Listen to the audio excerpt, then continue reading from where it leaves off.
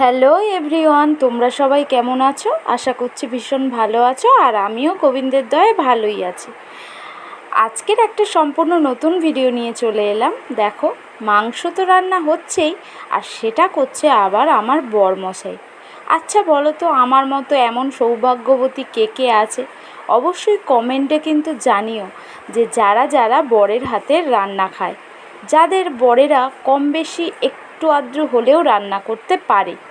তো দেখো, প্রথমেই কড়াইতে তেজপাতা আর শুকনো লঙ্কা আর গরম মশলা দিয়ে দিল।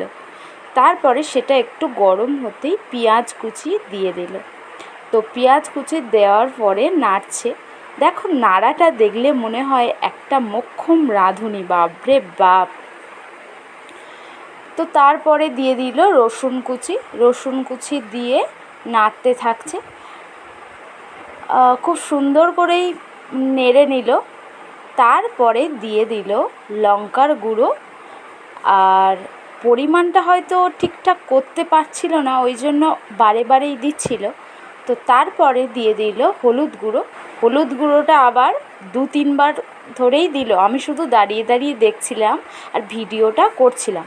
ওরে বাবা, আবার মশলাটা যাতে না নিচে ধরে যায় সেই জন্যেই ও আবার একটু জল দিয়ে দিল। জল দিয়ে নাড়াচাড়া করতে থাকলো।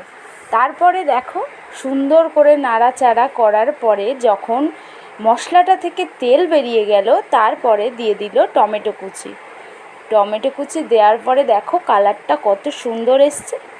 তারপরে দিয়ে দিল মাংসটা দেওয়ার পরে কষতে থাকছে। দেখো কি সুন্দর করে কষছে।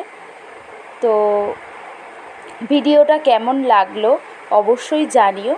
আমি সত্যি বলতে কি এর আগে কোনো দিন এইভাবে ব্লগ করতাম না, কিছুদিন হচ্ছে ব্লগটা স্টার্ট করেছি। যদি কিছু ভুল ত্রুটি করে থাকি অবশ্যই তোমরা ক্ষমা করে নিও। আর তারপরে দিয়ে দিল নুনটা দিয়ে আবার ও নাড়তে থাকলো। আবার বলছে, তুমি ভিডিও করছো?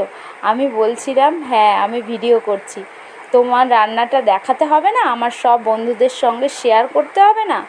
তারপরে দেখো, ভাতটা তো এদিকে ফুটেই গেছে।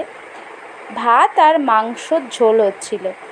তো ওর মনে হচ্ছিল কেন জানি না হয়তো কালারটা কম আসছে, তাই ও আবার একটু কাশ্মীরি লঙ্কা গুঁড়ো অ্যাড করেছে, আর একটু জিরে গুঁড়ো অ্যাড করেছে। জিরে বলতে জিরে, ধনে, শাহি জিরে, এরকম একটা 5-6 রকমের মিক্সড মশলা আমার থাকে। তো সেটা দেখলাম অ্যাড করলো নিজেই, আমাকে কিছু বলতে হলো না। তারপরে আদা কুচি অ্যাড করেছে। তো অ্যাড করার পরে দেখো কষাচ্ছে কত সুন্দর করে, মনে হচ্ছে একটা পুরো পাকাপোক্ত রাঁধুনি, আমার থেকেও সুন্দর। আর সত্যি বলতে কি এত সুন্দর টেস্ট এসেছিল, জাস্ট মানে ভাবা যায় না যে কত সুন্দর টেস্ট হয়েছিল। আমি নিজেও ভাবতে পারিনি যে এত সুন্দর হবে। তো দেখো, প্রায় কষানোর শেষমেশ ও আলুটাও দিয়ে দিল দেখলাম।